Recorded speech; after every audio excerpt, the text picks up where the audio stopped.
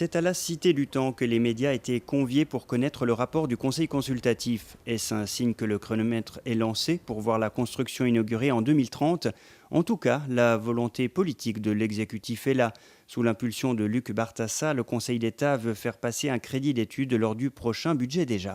Le crédit d'études de 6,5 millions va justement, pour continuer à aller de l'avant, respecter l'agenda, avancer en collaboration bien entendu avec la Confédération, l'Office fédéral des routes, qu'on voit tous les 3 mois, pour qu'ils nous guident un petit peu sur la manière de faire, ce qu'ils ont besoin.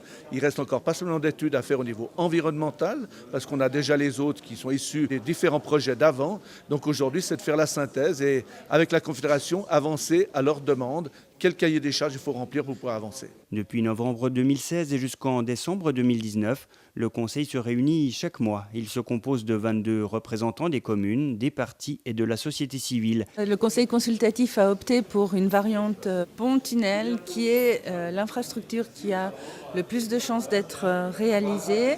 C'est une très bonne nouvelle pour la suite des travaux d'études parce qu'on sait qu'en matière de mobilité, la demande va continuer à augmenter.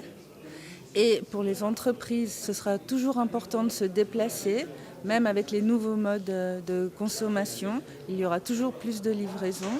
Donc l'ouvrage est nécessaire et nous nous réjouissons de voir la poursuite des études. Sous la présidence de Raymond Loretan, le Conseil a d'abord examiné le projet dans sa globalité avant de se pencher sur les mesures d'accompagnement ainsi que les dimensions financières. Notre conseil a proposé d'établir une feuille de route à ce sujet, de clarifier les différents problèmes, de clarifier les différents processus aussi pour obtenir ces financements, que ce soit au niveau fédéral, que ce soit au niveau du privé.